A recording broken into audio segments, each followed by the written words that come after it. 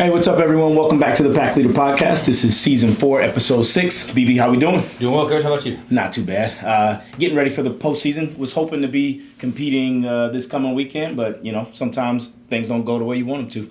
Can't win them all, Coach. Nah, can't win them all. So, other than that, going good. Wish the weather was a little bit better. And training, just trying to stay healthy, man. Yep, it's warm and dry in the wrestling room. It is warm and dry in the wrestling room. We'll jump right into it. All things Newberry Wrestling. Hit us with the pin pool update.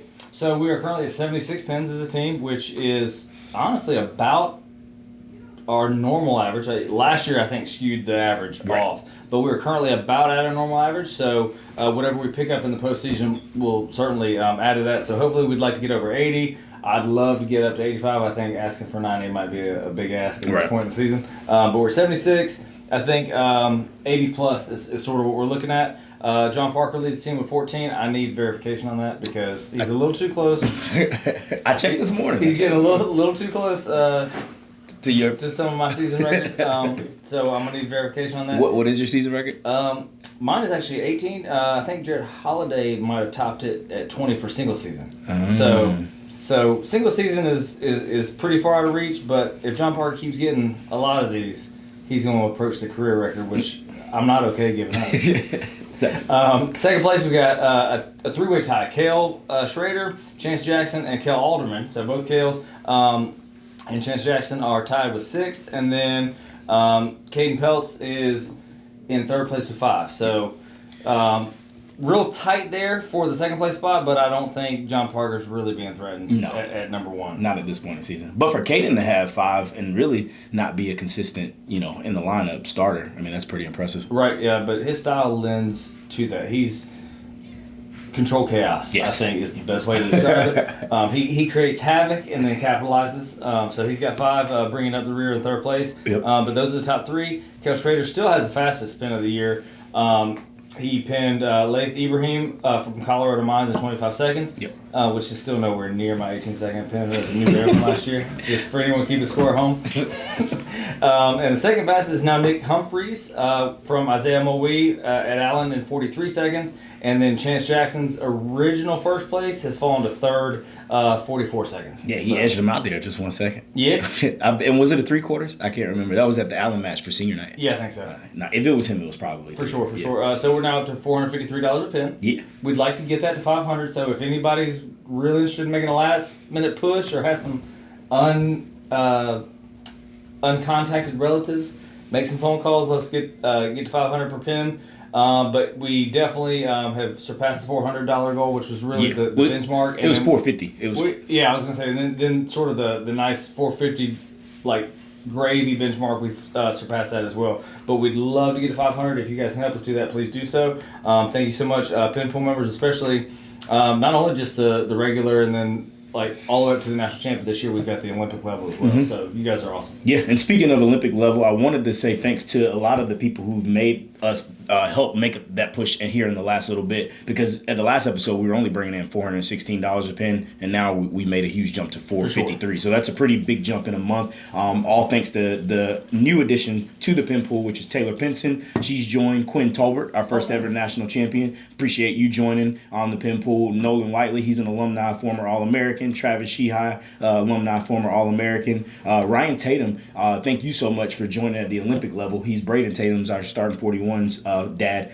came in with a huge pledge at the Olympic level. Another alumni and All-American too, Jared Holiday. Mm-hmm. Great to see so much alumni support. And then lastly, Ernest Allen, who was here for the Newberry Open to support D. Rice, who came to wrestle in that, also pledged. So you guys have really helped make that push to get us over $450. And like Coach said, we still got a month of the season left. So if you know people who want to support us and haven't had a chance to join yet, please, text that link. I send it out on my email. It's pretty easy to share, copy and paste on Facebook, Instagram. You can text that out however you want to share it, but we would love to push closer to $500 if we can, because we have a very expensive Colorado trip that we fundraise for that we need to replenish up. So thank you, everyone. And moving on, I wanted to talk about... Let me make one correction, Coach. Oh, what's that? You said former All-American a couple times. Hey, once All-American, always an All-American. So we got a few guys. Hey, yes. You guys are All-Americans. Yes, that's all. And that's crazy, too, because if you look at it, out of all those guys, I mean, there's a national champion there. Wiley AA, Travis AA, Jared. Yeah, that's 4 right there. Right. That's pretty awesome. So appreciate that, guys. I wanted to shift gears a little bit and talk about the Newberry Wrestling Club. So last spring, we launched our first ever Newberry Wrestling Youth Club, ages K through 12, and definitely in its infancy stages was kind of small. But this year, we are trying to do a better job of getting the word out earlier. So we're going to have an interest meeting on February the 19th at 7 p.m. and it's going to be right here in Eliezer Arena in the conference room. So you can come. The plan is to introduce you to our coaches. It's going to be John Parker, who is our starting 197 pounder. He's been ranked as high as number 6 in the country. And then Andrew Reed will also be returning as a coach as well. So those 2 coaches will travel to corner. I think last year we did 3 or 4 events where they traveled to corner some of the youth guys, but we'll pretty much do the same thing. And also we'll start Weekend Warriors back in April as well.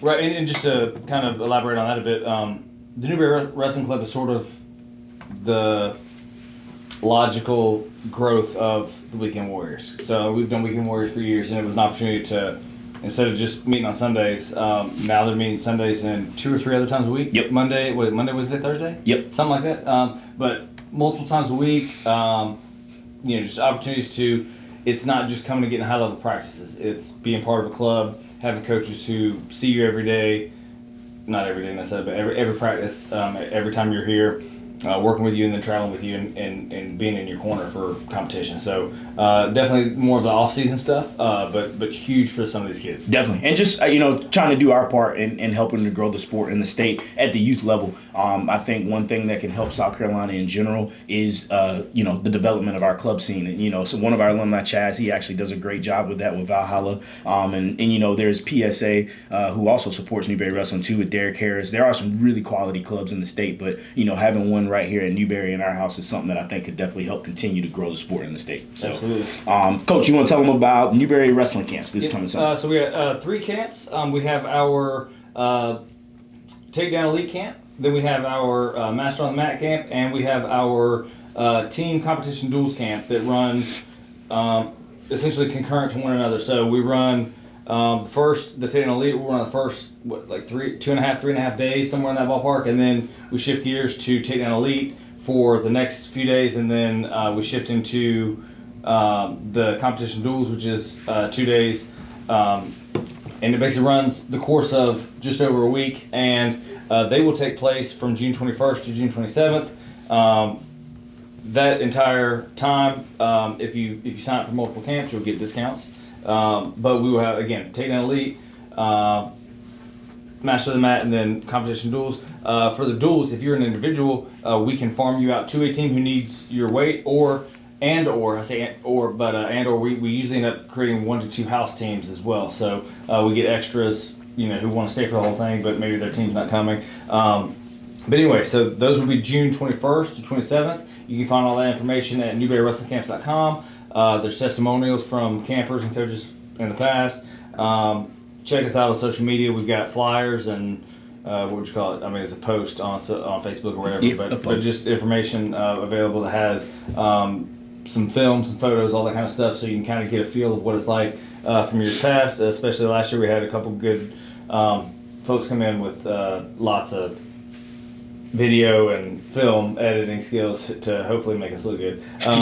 But no, they did a great job. But these are great camps, lots of great feedback, and you can stay in the dorms or commute depending on where you live. But these are huge opportunities to come get better, and also it ends up helping us from a fundraising perspective as well. Definitely. And the winning team, you get a free custom set of Vantage singlets. Yeah, so. and we wear Vantage singlets as well. So our guys, like Coach is big on Adidas Free Stripe Life. I love Adidas as well, big Adidas guys. But Coach is kind of always like scratching that little itch of, hey, we should get some Adidas singlets. And the guys are like, no, we like the Vantage. So Vantage, shout out to them. They're the sponsor of the duels. So the Vantage team duels. We love working with them, and the winning team gets a free set of singlets from Vantage, which our guys are huge on. So definitely worth coming to. Awesome. Appreciate it. Next up in all things Newberry Wrestling, I wanted to just discuss the competition update because it has been a while since we had our last. We've had a lot of wrestling since the last podcast.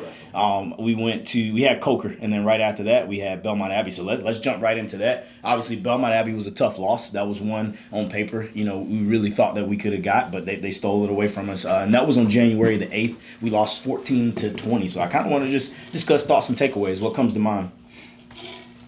Biggest takeaways are matches that seem to be characteristic of us this season, and it's not the calling card you want. But a few times this year, just having guys who are not just, I don't mean in the match or up by a couple points, but I mean guys who are dominating the match and find a way to get caught and end up being what turns into a 9, 10, 12 point swing in one match. So that happened there a little bit. And honestly, if I had to pin one thing to be my sort of take home from that match, that would be it. Just not capitalizing on opportunities. I think it happened in at least two of the matches, if not 3, where we had guys winning matches and got pinned.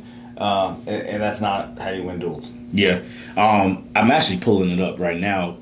To the same point, whether they get pinned or not, losing the momentum, right? Because I'm thinking about the match at 33 with Ethan and Elijah Boyd. Elijah Boyd is, I think a 5th-year senior. Either way, it's got to be his last year. Dude's been around for forever. But my point is, we're redshirt freshmen, and at one point we're winning by close to a major decision, and we're wrestling really tough. And you just see, I think a lot of it has to do somewhat with his seniority, right, and the experience and being down and keeping your composure to come back. But on the flip side of things, us learning how to close a match, how to win a match. And unfortunately, you can't put a fast forward button on that type of development. Absolutely. But I do think, like you said, that is something that's kind of been biting us in the ass a little bit this year. Yeah, and I think that both those points go to the same overarching point, and it's if you're winning a match and find a way to get pinned, or if you're winning a match and find a way to let them come back, either way, just find a way to finish matches. Yeah, I guess is really the takeaway.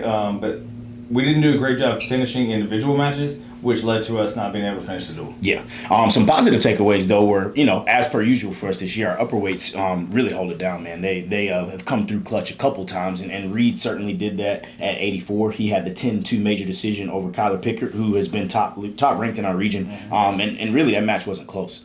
So for Reed to go out there and show that he is the dominant 184-pounder in our region, and at least definitely a major better than Pickert, was huge for me to see. And then followed by John Parker, who beat 10-0 over Caleb Moore, who I believe was ranked in the country too. At one point, I'd have to go look it up. He's actually a sort of interesting situation because he was, I think, at 65 last year. Oh, wow. So he must have been cutting a whole mess of weight to get down that low because he didn't look tiny at 97. No. So, and John Parker's not a big 97 for the record. So to be on par with John Parker means you're basically a 74-pounder. But no, he filled out the weight well, and he's really technically sound. He knows what he's doing. So for John to go out there and just solidify his position in the region was big. Yeah, and same for Schrader. He closed out the duel with us for a solid 8-4 victory. So even though we lost, it was good to end on a high note, winning those last 3 bouts. And then next up, went to Colorado for the Tracy Board duels. I put thoughts and takeaways on here. My first note was never again.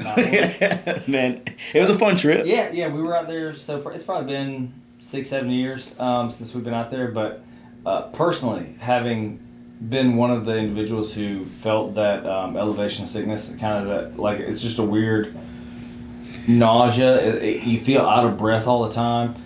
You tried to tell me. You did try to tell me. It's hard to put in words. Once you've experienced it, though, you know exactly what we're saying.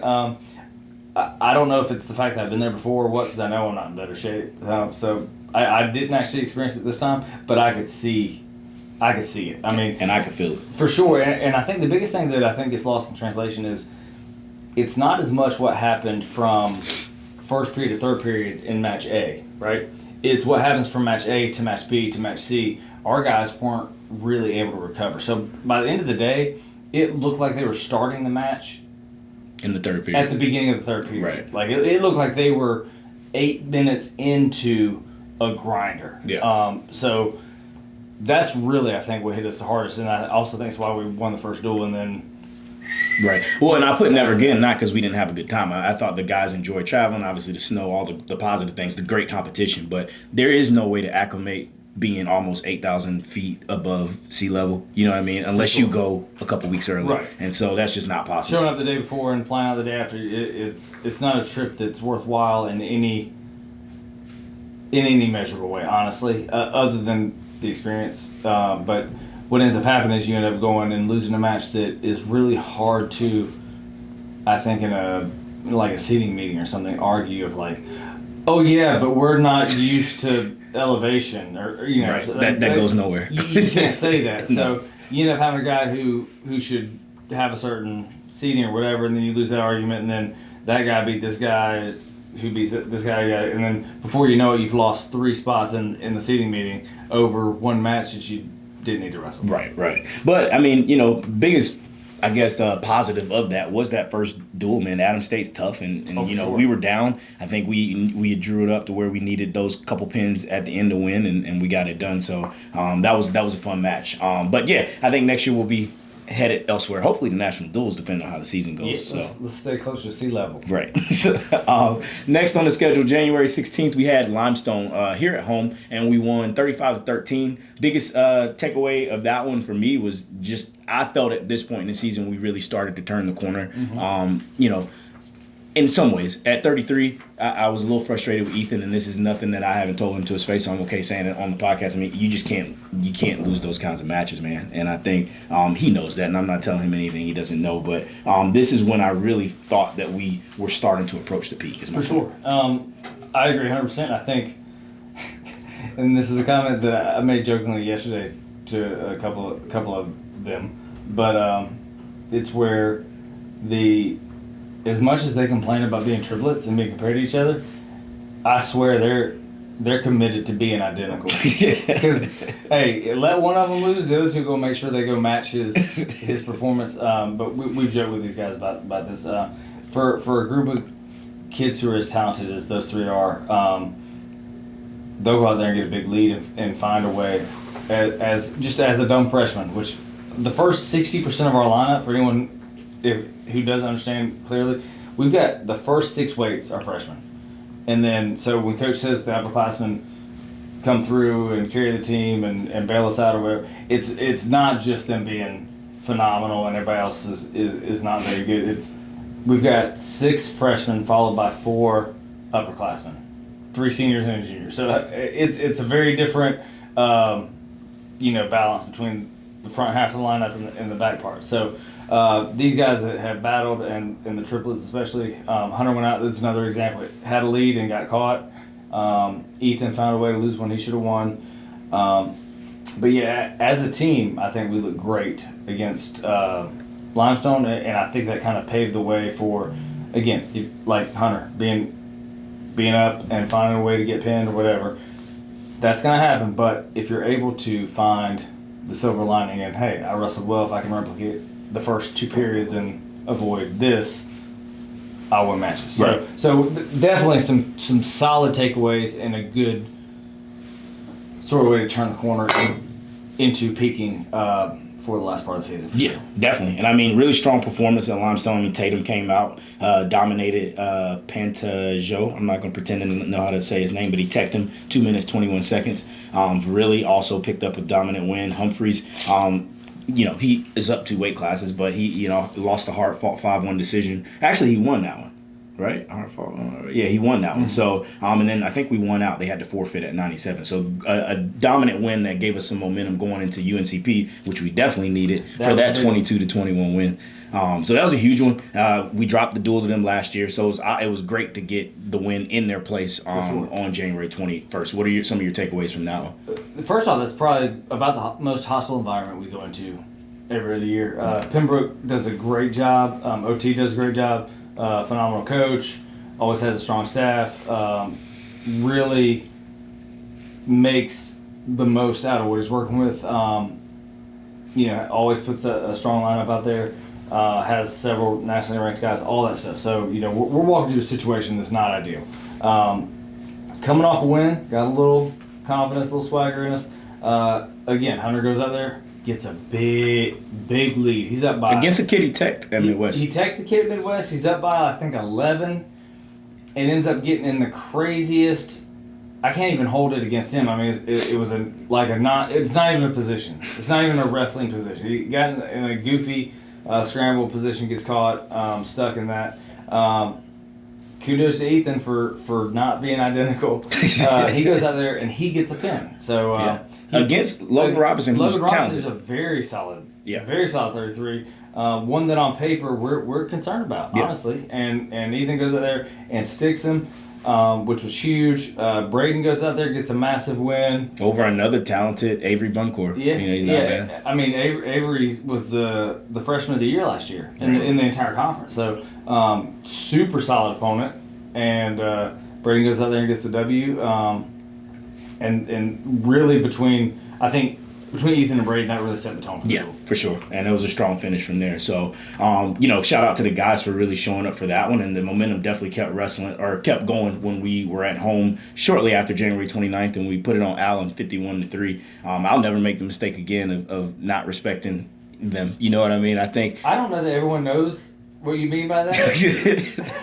So a couple of years ago, for context, we drove up the road to Columbia, and long story short, we just did not show up to wrestle. We took some guys who didn't take it very seriously, and if it weren't for John Parker coming through at heavyweight, I think we had to bump him to heavyweight to get the pin to win. Yes, so I know Chris said for context. To give you very accurate context, we took a group of predominantly backups trying to get them mat time, guys who we feel strong with, the guys who were in and out of the lineup. It's not like we went to Allen with scrubs thinking like we're just going to walk all over. We knew Allen's got a program. Eric Pack used to be an assistant here. He's their head coach. We know he knows how to coach. We know it's a decent squad, but we tried to kind of reward a lot of our guys and give some guys who in the lineup the night off, from a competitive standpoint.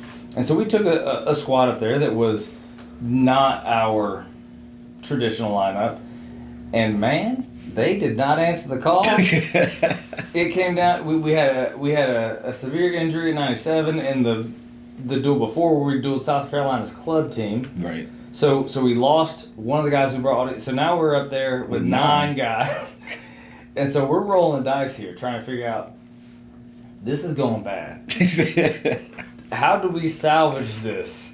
And bumping John Parker to heavyweight. Don't know that it was the right call, but it worked out. Right. So we forfeited 97, bumped into heavyweight. He got the pin, and we needed every bit of that pin to win the duel. So thank you, John Parker, for pulling that out for us, because I don't know that either one of us could have handled that loss. No. So fast forward, it's always good to see us put our best foot forward now for that. That was senior night too, and you always want to send your seniors out on a high note. Hopefully having a few of those seniors that aren't actually seniors, but we'll talk about that later. Yeah. And then Newberry Open was a great turnout again. After that nightmare we had a few years ago where we were wrestling until 11 p.m., I think we finally worked out the kinks. I feel really good the last 2 or 3 years about just at the tournament running super smoothly. First off, I think we take for granted how little we did last year because we competed. Right. We literally were not involved last year because we were wrestling in the tournament. But this year it was almost as low stress. Yeah. I mean, like we were coaching, we were walking around, we were making sure everything. It ran itself. Shout out to the guys for doing a great job. I was just about to say the same thing. Most of that has to do with the leadership of the team captains and making sure that things are just being done and done the right way. To the point to where it was so noticeable, to the point to where BJ Young was here. He's a former alumni. He brought his team from Felician down in Jersey. Going home, he shot me a text. He was like, "It's just really cool to see the leadership of the team and that culture that's still going. Even after being gone." And that was kudos to Dayton and all the captains, Reed, Kale, and John. So we appreciate you guys for making that happen. And to the trainer, Hannah crushed it. She made sure skin checks and weigh-ins went well. And it's always fun to host a tournament and for it to go well, but also to see your guys wrestle really well. And Bashir, he's the biggest standout for me. He did not want to make that cut to 49, but he had himself a day. He did. It was funny. I was giving him a hard time. I was like, because he was kind of complaining though. He was fishing hard for. To go 57. Permission. Yeah. Why don't you just go? No. We kind of held him to it. He ended up going 49. Had a great day. Toward the end of the day, hey man, Bashir, hey, you look great for it. You look strong because he is the Afghanistan refugee we've referenced multiple times. English, obviously, second language. So during the week, he's like, Coach, I am weak. 149 is so low. So we're like, hey, man, you got this. You'll be all right staying on him. So he made weight. So at the end of the day, I was like, Bashir, man, hey, you look good. You look strong. You look strong and healthy at 149. He's like, Coach, this is the last. No, it's not, Bashir. No, it's not. But get comfortable. Get real comfortable. But nah, he looked great. And I think he went 6 matches and a couple pins knocked off. He knocked off one of the Lander dudes, but something in the group me that was funny. I don't remember what it was, but I just remember it's like, Bashir out here talking trash. Look at this guy. He talking trash to Kill because he beat the kid from Allen that beat Kill. But he's a funny dude. He's redshirting this year and really excited. It's been awesome to see him transition from the life he had into and you mentioned him being an Afghan refugee. Actually, Andrew Wigger, who wrote an article for the Newberry Observer, actually that article that y'all did together just got nominated for an award. So congrats on that. Well, thanks. I had nothing to do with it other than showing up and talking. But Bashir, for anyone who doesn't know, again, he's a Afghanistan refugee. His sister worked at the airport and in a job that legitimately 100% literally the Taliban would have killed her for holding this position because women aren't allowed to hold certain jobs. Taliban's running Afghanistan. She was doing this job at her own, the risk of her own life. And her job was helping American troops get out. That was her job. So basically, sort of towards the end of all us getting out of Afghanistan, the American troops were like, hey, you should come on, because this ain't, it's not going to be all right for you here once we're not here to help protect you or whatever. So she ended up being able to get her family out, obviously, along with Bashir. So nice. Malalai Rostami, that's Bashir Rostami's sister. Shout out to her. She's essentially an American hero. Bashir's here now because of her. And again, wrestled great in the Newberry Open, so we are the beneficiaries of all of that. Definitely. And so he had a great day. Dez had a great day, picking up some bonus points for us. Ben Gilliam was great to see him pick up some bonus wins. He had a major decision. And a technical fall. Nate Gates picked up a pin. Elijah Copeland and Malachi McKenna each picked up some pins. And Valdez picked up a pin too. So all of the guys who showed up. Caden Peltz, he knocked off a Pan Am champ. Yep, knocked off a Pan Am champ at Thursday. That was a heated match, by the way. But heated for no reason. But a great showing by all those guys, and congrats to everyone who had a good tournament. Moving on not as much of a high note was UMO. Obviously, we dropped that. That was our opportunity to clinch our spot in the conference championships, and we did, just to not sugarcoat it, man. We just didn't show up. When we've been watching film with the guys, I had a one-on-one this morning, and just pointing out how when the opportunity presents itself, you have to rise to the occasion. You can't be, you have to have an attack mindset, and you can't be the guy that doesn't want to strike first. And it's their senior night. We've been preaching to them all week. I swear to you guys, you're going to get their best wrestling. It's their senior night. It's their first opportunity to win a division championship, to go to a conference championship. And we did. We got their best wrestling. And in most of those situations, there is no excuse for being a freshman, because you're wrestling another redshirt freshman too. Yeah. And so it was just a simple fact that some of our guys didn't show up. And, don't want to beat a dead horse, because I certainly made sure everyone knew how I felt after the duel. And, we're moving on, and we're getting better and finding the positives to build on. But, that's kind of my biggest takeaway from this one. Yeah. At the end of the day, we just didn't show up. It is inexcusable. We got their best shot. We knew we would, and they showed up. I think we're better than them. I also think, and this is going to be, take it for what it's worth, I think there's some proof, particularly in this season, that you can say what you want. We've been at the top of the region and the conference in this group of teams in the Southeast for so long. I think we're still the standard, because we get everyone's best shot every time. And even if we're not the best team year in and year out, I think it means something to somebody to beat Newberry. It means more than, Lander's been on top the last couple of years. I think there's teams that maybe say, oh, well, Lander's put together a squad, they're untouchable. But if we can beat Newberry, that means something. I still think Newberry's the standard, and I still think that's something we should take pride in, but also is something that should mean enough to us that we we find a way, find a reason, whatever, to show up. Yeah, because it's something that doesn't last forever. You know what I mean? At a certain point, when you aren't and when you aren't producing, you know, you no longer become the standard, or you no longer remain the standard. And so, you know, I think that's something that comes with experience is guys being able to rise to occasion in high pressure moments like that. You know, after watching film and doing one-on-ones, we can point out many examples of where it's not technical, it's mental. And there is there are some technical adjustments to make, right? Like there'll always be, and that's our job as coaches. Where do I need to be between the ears to rise to the occasion? Oh, for sure. And having that confidence in your training, in your coaching, in your own abilities. Yeah, the amount of times, you know, I'm talking to John Parker, and it's like he mentions a fear that's like, that's not even logical. Like oh, I might get tired. We train as hard as anybody. Like, you're not going to get tired. Just train. If that's the case, train like you're afraid to get tired, which means you train harder so that you don't get tired. But also, just wrestle the match. You know? Yeah. Just have confidence that you can win, and then go wrestle 100% free. Yeah, I agree, 110%. So those are some of the things that we will continue preaching as we move ahead into regionals, and we'll talk about that a little bit. But that's kind of our competition update. Since we had our last podcast, I wanted to jump into rankings. As of February 12th, which is today, the open mat release rankings, and Andrew Reed at 184 pounds is ranked number 20 in the country. John Parker is at number 12 at 197 pounds. And Field slid out. He was number 20, but I just wanted to point out that number 18, number 19, and number 20 are all from Super Region 2. So, you know, I certainly believe in Dayton, you know, beyond anything. And, you know, I think he does have his work cut out for him this year in a tough weight class. He's got Landers, Nate Bukovic.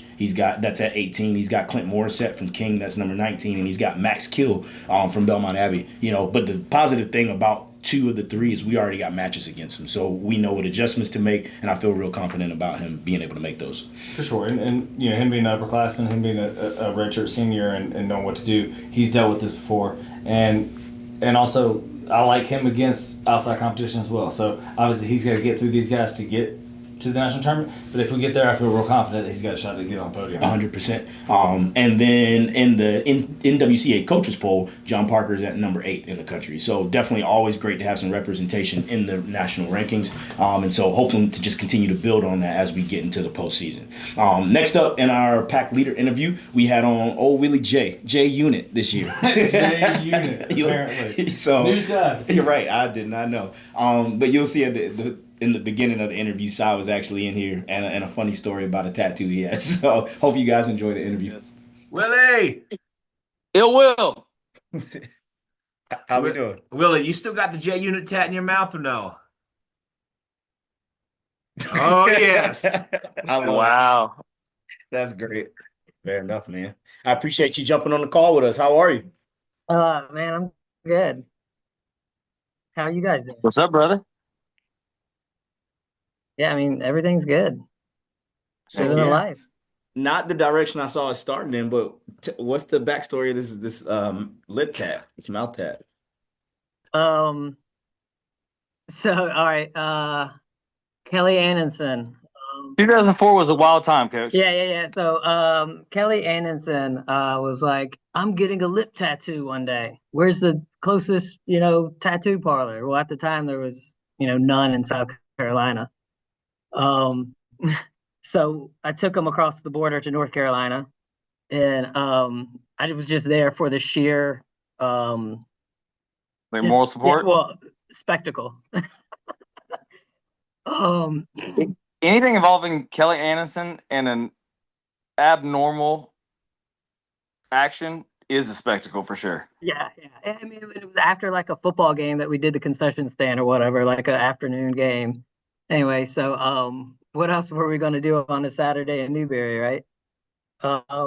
So yeah, I sat there, and the process took maybe 5 minutes, and I'm sitting there thinking like, wow, man, that's kind of cool. And I was like, well, I can't be this guy that does it later or after him. I'm gonna have to do it with him. AJ. Right there. I love the internal justification moment you had there. Like, and you're right, absolutely. So I can't be a follower, right? Like thumbs up for the awareness, but just I love hearing the process on it. Yeah, so yeah, I was originally gonna get Willie J because why not get my name there where nobody will ever see it. So Anderson, Like, what'd you say your name right, was? right. So Duh, I told you. Anderson Dan Anderson convinced me to get J Unit because everyone will start calling you J Unit from here on out.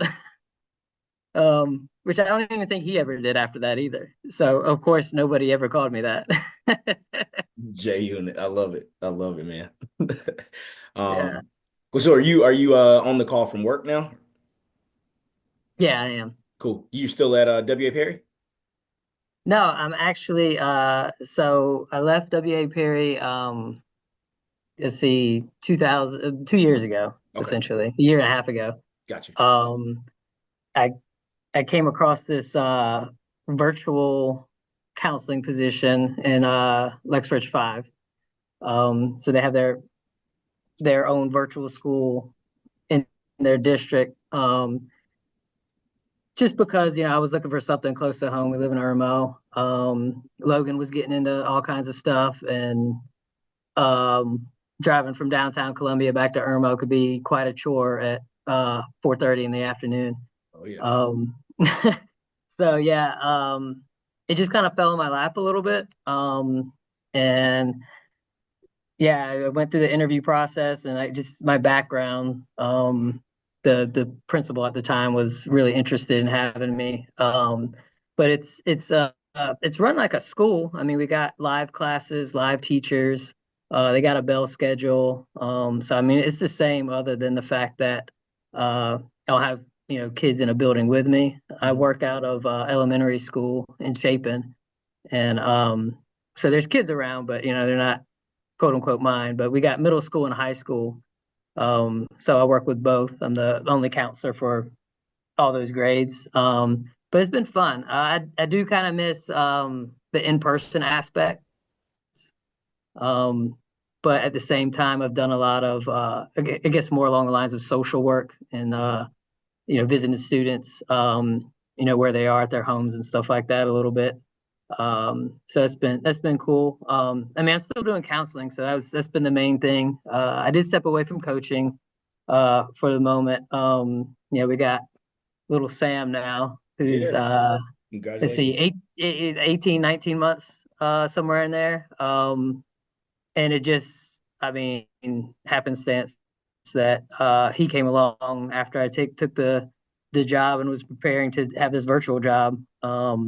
And like I said, not coach, or well, him coming along, us adopting him came into, or kind of played into a lot with the not seeking out a coaching position. Yeah. So I mean, yeah, it's been fun. I mean, I've stayed with the sport. It led me to getting some, mats put down in the garage. And I got some former athletes they were my middle school guys. They've been over to the house a couple of times. They're in high school now. And then I've had a couple, I guess, kind of mentoring aspect. And just using wrestling as that mentoring aspect. Had some college kids over and stuff too. So Nice. stepped away from coaching, but not the sport, definitely.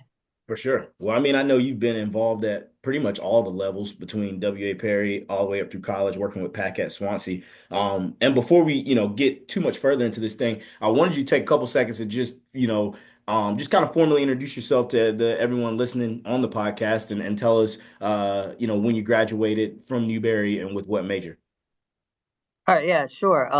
So I guess, yeah, from the beginning of my wrestling career, it started in 10th grade for me. So I'm a local guy. As you all know, I went to Newberry High School, um, and we got a program my 10th grade year. And actually, how I ended up at Newberry College was my senior year. Jason Valak was at Newberry High School coaching. And the athletic director at Newberry College at the time, Andy Carter, he had a son at the high school as well. I think he was a year younger than me. But they had a lot of conversations essentially about wrestling, and whatnot. But my, I guess, recruiting trip or what have you was me walking in the hall, maybe in, I don't know, it was probably like March or April, as a senior with no direction, really. And Valak saying, "Hey, you want to go to Newberry College?" And I was, or more or less, I shrugged my shoulders. He said, "You should come. I'm starting a wrestling team." Um, and that was kind of again, I jokingly say that was my recruiting trip, in the hallway, because he taught, I think it was like a computer science class or something he taught there. um but anyway, so yeah, I was very young, wrestling wise, as far as experience and whatnot. In high school, I never, I love telling this story because of what it became, but I never qualified for the state championship or anything. And Valak was just kind of like, "There's potential there. There's potential there." From that one year. Um, Also, I mean, like I said, it was a new program in high school, so no one had gone to college to wrestle. Like it wasn't even a thought. It was like a non-existent thing. No, it was, you do it in, you do it for a couple years and then you're on with your life.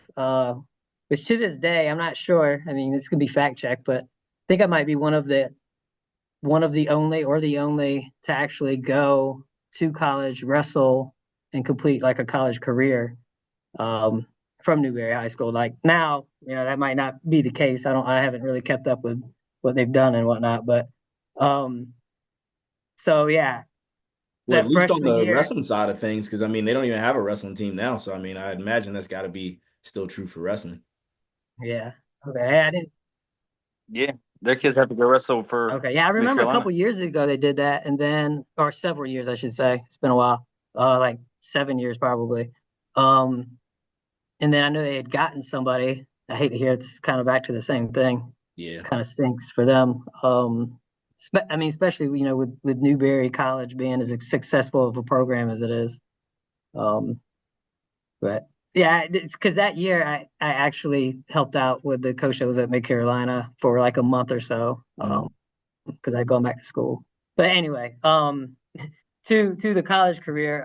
So like I said, I never qualified for a state championship or anything like that. I maybe got like third place at a couple local tournaments. Um, but coming in that freshman year, I remember sitting around, like the room. It was before classes even started. Valak pulled us together like to meet the team or whatever. You had Andrew Young, Tony Washington, Quinn Tolbert. But it was like everyone started listing you know, their accomplishments, like multiple state champion, multiple state qualifier. Um, Tony Washington, you just had to look at his arm. He didn't have to tell you anything. Um, um, but I remember sitting there and thinking, like, bro, I do not belong here at all. Um, and it was just like an overwhelming feeling of that. Uh, but this is where, like I said, this is why I love to tell that story. By the end of that season, I had qualified for the national tournament. Um, we were club that year, but going from never being a state qualifier for South Carolina to, quote unquote, the big stage in Dallas, as a true freshman. I think it speaks to several things: the coaching, the desire, but also the room. Like, you guys know, like the room is so important. Who you got in the room and who can push this person, and just becoming a team and all that. Because I remember it was in, I want to say the qualifier was in Baltimore, I think. Um, Monk, Andrew, he got like a high sprain ankle or something like that. So he had a wild card bid to the qualifier, or to the national tournament. So he actually wasn't wrestling at that tournament. And I remember that's the first person I ran to. Like that was when I qualified. I think I ended up getting like fifth or something. But that was my practice partner, man. That was the Joker that was there all the time. I remember that was like the first person that I ran up, gave him a hug. Um, but yeah, that was a great moment, essentially as a freshman. But yeah, as far as I was a PE major, um, so went the education route. like a lot of guys, I did it because I wanted to coach. Um, and so I graduated with my BS in PE, Nice. and that was another great experience as far as Dr. Winder. She was my advisor, and again being local, she actually had known me from going to like basketball camps from probably when I was in middle school. So she's legitimately a second mother. And yeah, so yeah, Newberry overall was a great experience. Um, That's awesome, man. yeah. And I wanted to talk a little bit about because I mean you graduated from Newberry and I know you were coaching, you were at Swansea, you were at Allen. How did you I guess or did you always have a heart for mentorship? Because it seems that it's pretty evident to me you're pretty passionate about that, and just it's cool to see through social media how like I saw you were at the senior night for Allen University the other day. So talk to me just kind of about how that passion developed and how you found yourself where you are there. Yeah, so I would say I'm trying to remember kind of where the year was. So when I said I got into the teaching and coaching, and initially coaching it was I just wanted to be around the sport for a while. But the actual teaching bug, and teaching was that route, but the actual like teaching mentoring bug that I got, I did a summer camp. Um, I don't know, man, maybe between junior and I was there 5 years, so between I'll say third and fourth year at Newberry. Um, I did this summer camp for Spanish speaking students, for English as a second language students. And it was just a lot of fun. They were elementary age kids. That's when I really got into it, and then I started looking for other opportunities. So then another summer, I worked at a daycare. I was a lifeguard there, but again, getting to be around like elementary age kids. And then so 2008, 2009 was my last year there. So I was actually coaching at Whitmire during that last year at Newberry. Is one of those things where the head coach I think had reached out to Valak, and at some point Valak came to me and was like, "Hey, you want to go ahead and get into coaching? Like, here's a great opportunity." Um, and that was really when like this is what I really want to do. And yeah, it I loved it. I mean, there was like so many aspects to it. It was great, essentially turning a program around, so to say, and giving them a winning season that year. But it was more than that. It's just the interaction with those young men, and just I've gotten to the point where I've said, it's good to always see the impact you can make.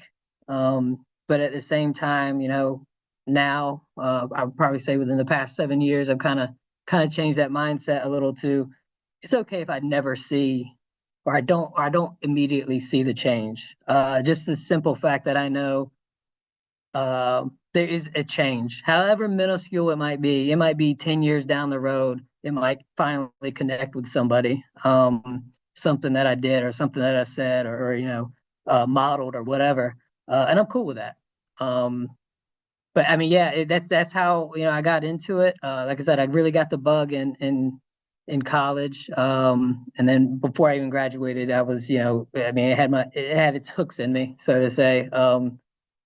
But going from there, I guess just career wise, I ended up being a recreation director in Whitmire that first year after graduating. 2009 was a rough year to get a job. Um, and I was there for a year. And I coached, I coached at the school, the wrestling team that year as well. And then I want to say it was like the Newberry Open or something. I came to just see, how the guys were doing and stuff. And I was sitting down. I know it was like a break because I was sitting down in one of the coaches' chairs, and there was, just people all over the mat. And Eric Pack sat down beside me. And he's like, "Hey, how do you like your job?" I was like, "I'd really rather be in a school." I was like, I enjoy it.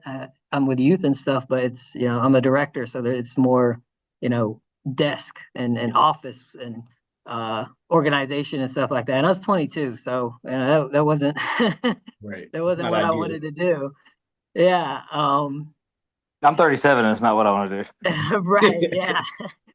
Uh, so yeah. He essentially was like, "Hey, you want to coach with me in Swansea?" And I remember kind of saying, like, looking at him and be like, "Coach with you? Yes." So he was like, send me your resume, this, that, and the other.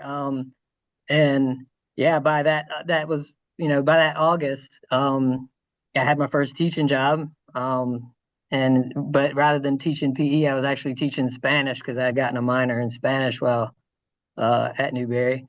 Right. Well, because of your obvious Hispanic heritage. Yeah, right.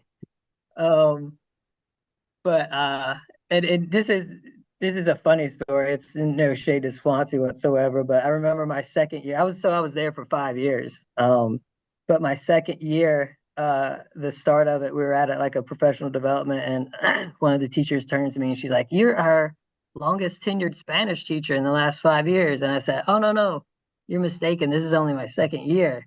And they were like, "Yeah, we know." That's funny. So then, do you speak Spanish pretty well? At the time, I was decent. Yeah. I tell people this all the time. I was like, my Spanish was okay, but and not to toot my own horn, but I was a really good teacher. Mhm. And I think that kind of, and I had a lot of pride in, it's almost essentially like going back to school for me because it was like, all right, well, I can't present, this information that I don't know. Like, Right. I gotta like really learn this. I had like the Rosetta Stone and all that stuff going.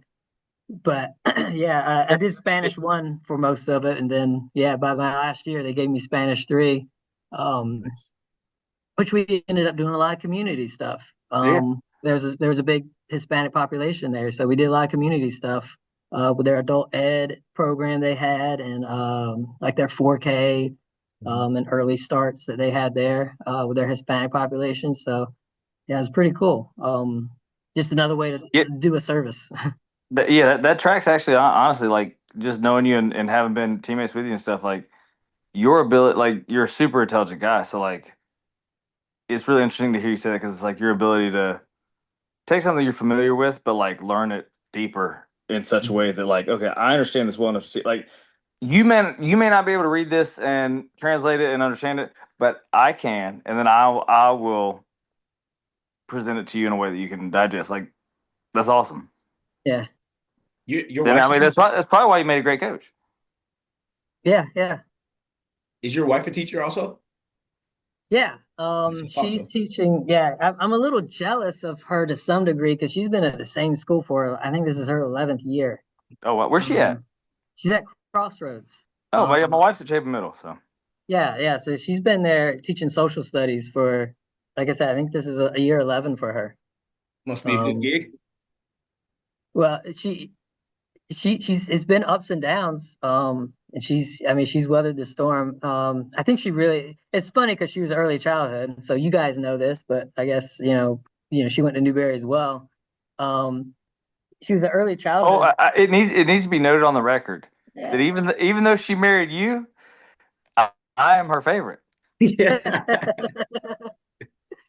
Uh, I'm sorry, guys, I gotta go. No, I'm just kidding. yeah. Interview over. Yeah. Yeah. So, yeah, it was funny. She was early childhood, and she ended up teaching sixth grade because she was elementary certified as well. But yeah, she never had a desire to teach that old of students, but she has absolutely loved it. My wife's the same way. I'm like, why do you want them? They're like the little kids, no issues. Older kids, they've hit puberty. There's no more weirdness. She's like, no, I just want the the storm of complications that comes with being like 11, 12, and 13. Right. Nah. Well, I'll say this: from being a counselor, W.A. Perry, like that middle school has probably been my favorite gig. Yeah, and Really? yeah, I got the same thing all the time. They were like, "Really, middle school?" It just I mean, logically, just seems so not what you should want. But my wife loves it. Your wife loves it. You're speaking highly of it. Maybe there's something we're missing. Yeah, I mean, takes a special person, I guess. Definitely. Definitely. I feel like just to teach in general takes a special person, Mm. regardless of what age, man. I gave it 3 years, and after that year three, I was like, man, I gotta go back to school. I can't do it. Just because you deal with so much in order to actually teach, you know what I mean? I'm sure you know. I always tell Blanton, I told him a story one time, like when we first moved to Wisconsin, and I had my first teaching gig. It's my second year teaching ever. I'm in the classroom. I'm excited. I'm like, I'm gonna nail it today. I'm in fifth grade, which was not usually my favorite grade to teach because that's pretty close to middle school, and you start getting into middle school stuff. But like first 30 seconds of class, I'm like, "Hey everyone, my name is Mr. Brown." Right as soon as I said Mr. Brown, this girl goes boo in front of the whole and the whole class starts laughing, and that's how we started off that year in Wisconsin. And I was like, ever since that day, I'm like, man, I'm gonna start looking for other jobs. I don't think this is for me. Right. So I think Well, Darrell and I both teach classes currently at Newberry, and Darrell, you can appreciate this. Sebastian's in one of my classes, so I get tested. I get tested weekly. you're right. You're right. College age though is a little different though. You know what I mean? So no, my hat's off to you, dude. And it seems like you're doing some great things, and it's exciting to see. Because I'd imagine at this point in your career, a lot of those younger kids that you had started mentoring with, you're probably starting to see some of the fruits of the seeds you planted back then as they start to mature into adults. Yeah, for sure. So yeah, it's funny. I actually ran into I have no idea who she was, but she I was at my son takes karate. So we walked in and like the class before, there was this young lady sitting there, and like she leans around like my wife and she's like, "Did you used to teach Spanish?" And I was just kind of looking like, am I gonna fake this or I'm gonna admit to it? And she's Ooh, like, at Swansea High School. I was like, yeah, I'm guilty. Um, but she was like, yeah, you were my Spanish teacher. So yeah, I mean, I got people, that I taught, obviously grown with kids, and then uh, right now I think, let's see, from being at Perry in the middle school level, let's see, I want to say my first group of kids, I worked with eighth grade. My first group of kids that I ever had, they graduated high school last year. While there. So and then uh the last group that I had there, they they're currently sophomores in high school. Um and yeah, and even though I've been, at this position, there's been a couple times, pretty much like I think I did 3 or 4 times last year. I went back and I visited, yeah, people I worked with at the same time, the kids that were still there, and then the high school, I mean, it's right down the street. Um, so and then, I get text messages as far as like, hey, yeah, we got a match here this night, as far as some of the wrestlers and whatnot. And then uh I've done the best I can to, stay in touch. I have a couple of teachers over there that I got one that I talk to pretty regularly. Give me a call and just chat it up a little bit. Which is interesting enough. She actually has a group home for young ladies that some of those that are in her group home actually attend this virtual program. So we've kind of connected that way. Because she had a lot of questions as far as, like, hey, would this be a good fit for them? So again, it's just one of those things where any moment and any time can, give you a chance to, be of service to somebody. Yeah. And at this point, with, I guess, as not enough, as many irons that I've had in the fire here and there, definitely it's led to a lot of great opportunities. That's awesome. Do you see, is your oldest, is he wrestling right now? Because he's probably getting to the age where he can get out there. No, he's not wrestling. So he's been doing so he's 7. He's done karate So he's just old enough to not pay attention because that's how my 7-year-old is. Yeah. So here's what's funny. So this has been a couple years ago now, but I was on the phone with Trey Collick. And so when I was at Perry, I got him to come and do, because he was in Spartanburg area, and I got him to come and do like a little mini camp. And anyway, so we were just talking, and he was talking about his son and stuff. You know, his son's doing pretty good in wrestling. And, what he's told me, I've kind of stuck to. He was like, he told me a time where his son, he wanted to get his son in, and his son wanted nothing to do with it. And then essentially, when he stopped trying to get him in it, he was like, "Hey, I want to wrestle now." Yeah. So I've been kind of hands off, but he's been doing karate since he's been 4, I think. Oh, nice. Yeah, he mentioned something about maybe wanting to do basketball, something different. But like I said, I got the mats at home, so he sees, me rolling around with guys and stuff. Typically he just like rolls on his back and is like, and wants me to tickle him or whatever. Right. Hey, tell me he can play basketball as soon as he can dunk. Um, but the other day he actually surprised me because he was like, "Yeah, come on!" He got like in a stance and all, and rather than like grabbing my leg and like falling backwards, he actually like drove into me, and I was like, "Oh, okay." Yeah. So yeah, we'll see how that develops in the next few months or so. But yeah, I mean I've always been I never got pressured into sports from my parents. But I kind of the thing, I want him to find his thing. It doesn't have to be dad's thing. He does like a theater camp each year. And I mean he's a performer of all kinds of things. But Yeah. yeah, I mean we'll see how that goes. But yeah, recently he was wanting to do basketball. And as far as dunking, Blanton, dude, he's up to here. I know I'm not setting any records, but he's already up to here. Right. I mean, I'm not shocked. Right. But I was gonna ask you, like, have you reached 125 yet? Yeah. who, me? Yeah, because Oh, I know yeah. you're like a lifer because you were walking around Right. like 118 in school. Right. Yeah. Yeah. Well, funny enough, I gotten up to 160. Nice. And now I'm down to a healthy 150. But yeah. So I guess one thing leading to another.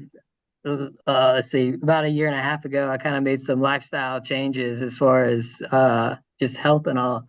And I ended up losing because I wanted to just, yeah, it started with wrestling, but then it was just kind of like, working out and all that. I was like, I wonder, healthily, how, what can my weight be? But I actually ended up losing 25 pounds. And part of that was because in May was Part of it was because you heard we were wrestling the Newberry Open and you wanted to join now us. I gotta tell you something. I gotta tell you something about that. Because you'll think this is funny. You were talking about my awareness earlier. Yeah. So check this out, all right? So I was like, hey, like I started this life-changing moment or whatever in May of let's see, 2023.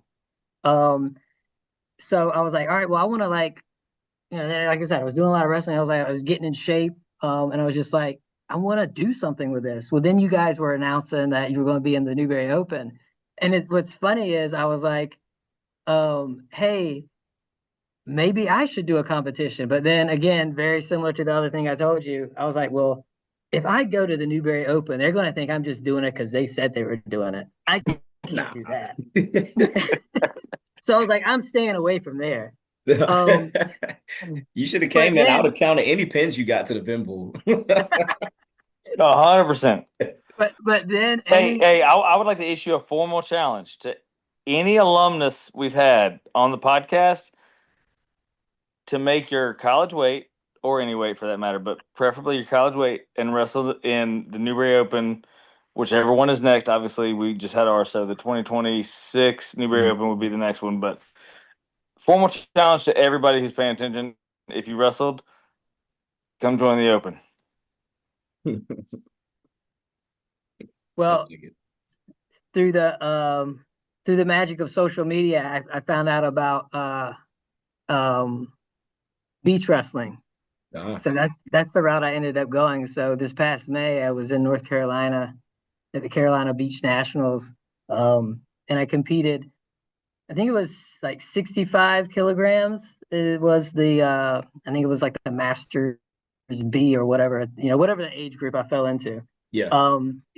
And I ended up winning that, but the mistake I made was because I mean there was a small number of guys that were there. So for that age, my age group. So then I was like, well, I don't want to just go there and wrestle, a couple guys, regardless of what happens. So mistakenly, I also signed up for so the lowest weight for the qualifying for the USA team was 75 kilograms, which again I weighed in at 65. But I was like, I'm gonna throw my hat out there. It'll be fun. That's like 22 pounds up. Yeah. I mean, I was just like, yeah, I was feeling really great. I was feeling really great about, losing the weight and just like being fit and in shape. You're walking up there like 148, like, hey, 174 sounds good today.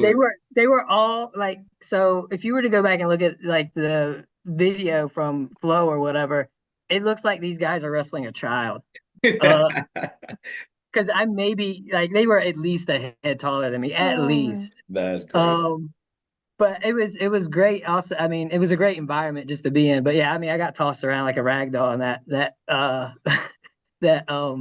age group and whatnot. But I ran into Willie Hilton that used to wrestle at UNCP, which he's got a club that's like 30 minutes from there in Wilmington. So kind of reconnected with him. Fly Fox Wrestling Club. Shout out to Willie. Yep. But he's originally another South Carolina guy. Orangeburg Wilkinson. But yeah. Same as Shelton Benjamin for those interested. Yep. But yeah, I mean, it was good to it just reminded me of the camaraderie that wrestling has in general. Sure. So yeah. Definitely, man. Kind of shifting gears a little bit here as we wrap up, man. Whenever I think about what it means to be a leader and a mentor, I mean, you certainly are a person that comes to mind, which is why we had you on. And me and Blanton are certainly trying to push our guys in that direction too, so that when they walk across the stage, they're prepared to do the same. Keeping that in context with their journey to be a national champion, what advice do you have for the guys on the roster right now? Yeah, I mean, I guess when I think of, what I got, or what was solidified for me when I was at Newberry, I mean, you're going to be walking away with a lot of resilience. I mean, just in the fact of, how mentally and physically the guys push themselves, in practice on a daily basis.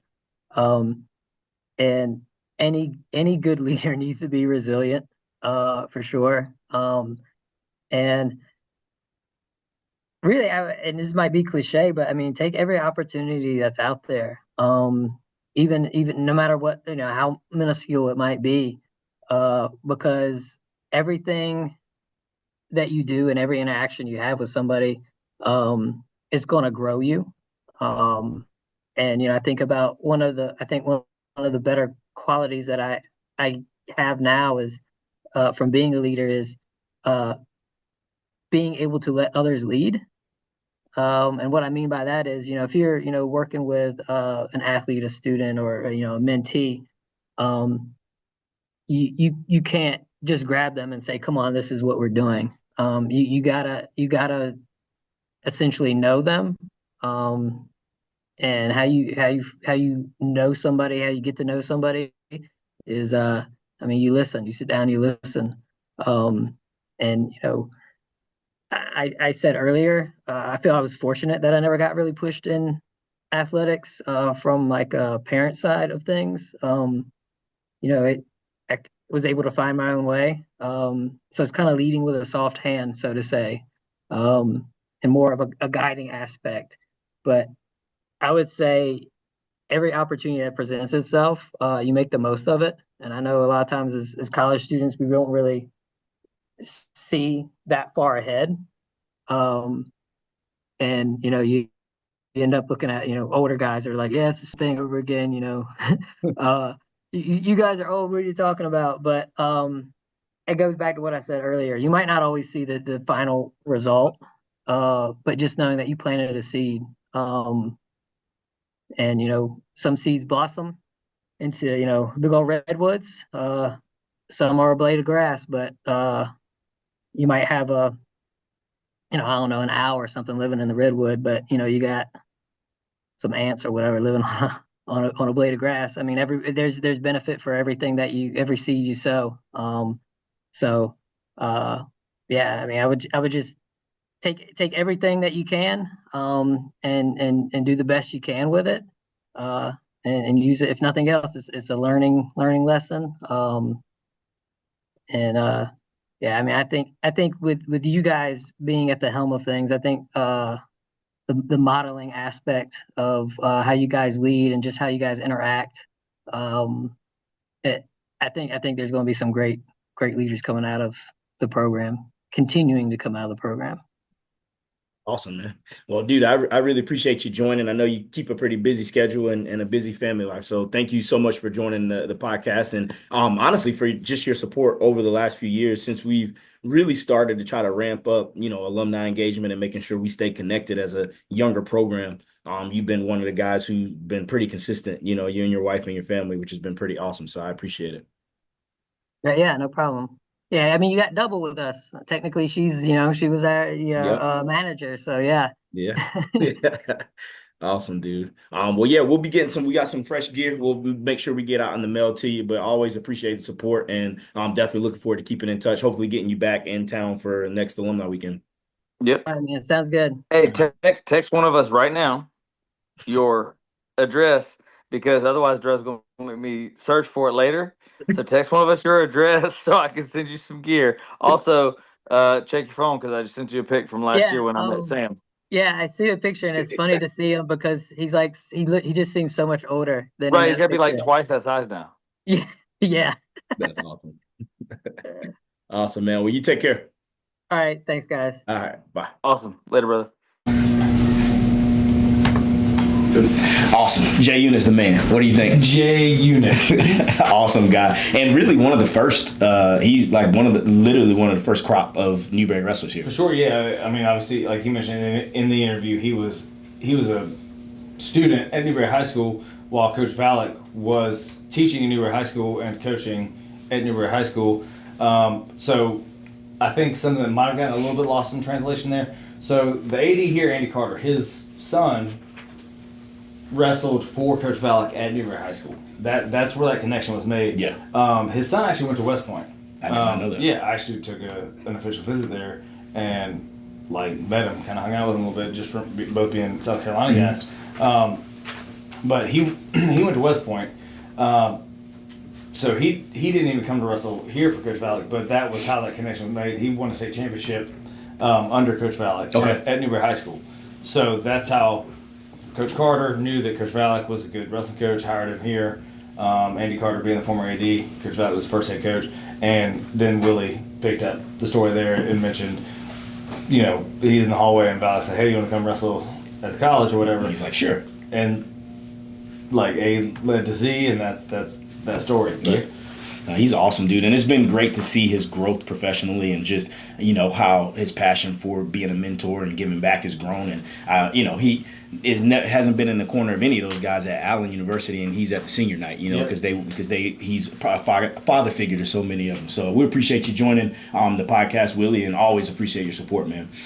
Next up, we jump into our segment, Everything Else. The Conference Carolinas brackets are set. Unfortunately, that we're not there this year, but just so everyone knows, that is going down this weekend on February the 16th. Lander is hosting. In the East Division, Mount Olive and Belmont Abbey share the division title, and then in the West, Lander will be the 1 seed and King will be the 2 seed. So that wrestling starts at 11 a.m. and then right after that, the following the losers of each match will face off at 1, and then the winners for the title will go at 3. So you can stream that on the digital network of Conference Carolinas if you want to watch it and see how that plays out. But that does go down this weekend, and yeah, I'll tune in and see how it goes, man. Even though I do predict Lander to win based on the season. I mean, they're 7-0.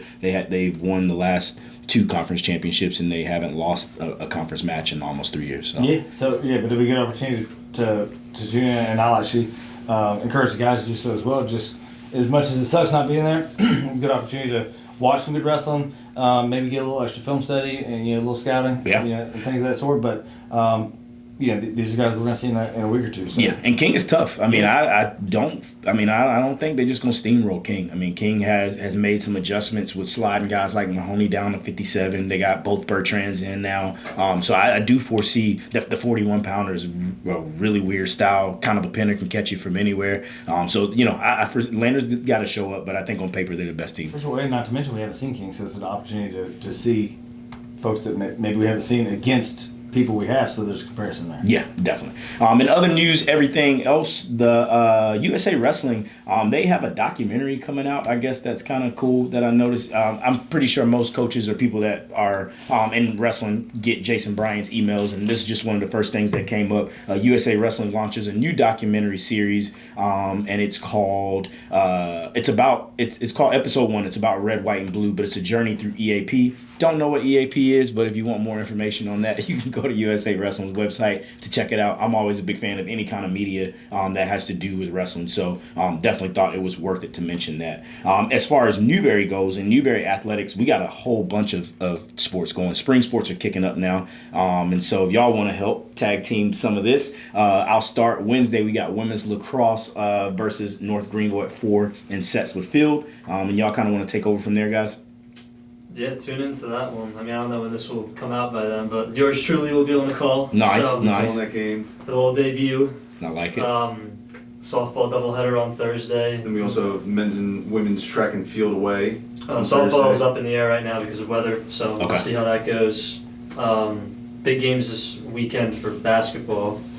Baseball starting their SAC play with the Tusculum 3-game series. Lacrosse is going to play again on Saturday versus Barton. Okay. Our women's acronym tumbling at Limestone Friday. That'll be their second ever competition. The first one was here, right? Was homey here. Yeah, Went pretty well. Yeah. Yeah, very smooth. Yeah, I saw some of Sean's stuff that he was posting on. Yeah, we faced King's nationally ranked acro and tumbling team. And Nice. there's totally a difference. They're talented. They're well established. Cool stuff they do. Yeah. Yeah. For sure. Well, and looking at Friday baseball against Tusculum, Yep. how many games is Coach Schneider in? I know he won his debut, and we mentioned that. They're 6-2 right now. 6-2, awesome. So Yeah. Coach Schneider took over the program after Coach Triplett Went to the Citadel. went to the Citadel. He was at the helm for a long time. Coach Schneider's been around with him for most of that.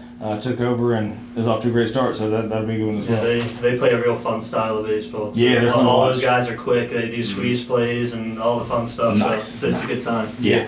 But, Awesome. And then the game of emphasis is actually going to be Friday, March 28th. That's baseball versus Coker at 6 p.m. So we got a little bit of time before that. But that's the whole point of mentioning it now is that if you are a Newberry sports supporter, come out. This is something that we do here is actually pretty cool, because when you got over 20 sports, you can't go to every single event. And so I appreciate, the emphasis for each sport to just have one event where, all right, we're going to show up, we're going to show out for these guys. For us, it happened to be senior night, which was an awesome way to send our seniors on, on their last duel. But for baseball, if you got some time, please come on out at 6 p.m. on March 28th for them. So that's all we got for everything else. Coming up for us as we wrap up is going to be senior or Super Region 2 championships. That's going to be on March 1st. And for those who aren't familiar, I'm pretty sure everyone is.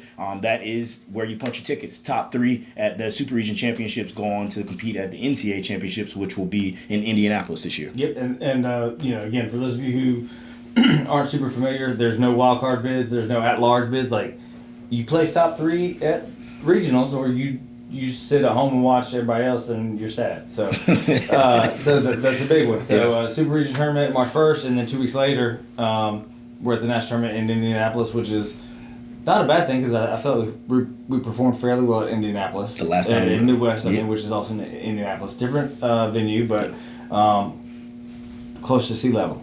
Way closer to sea level. Yes.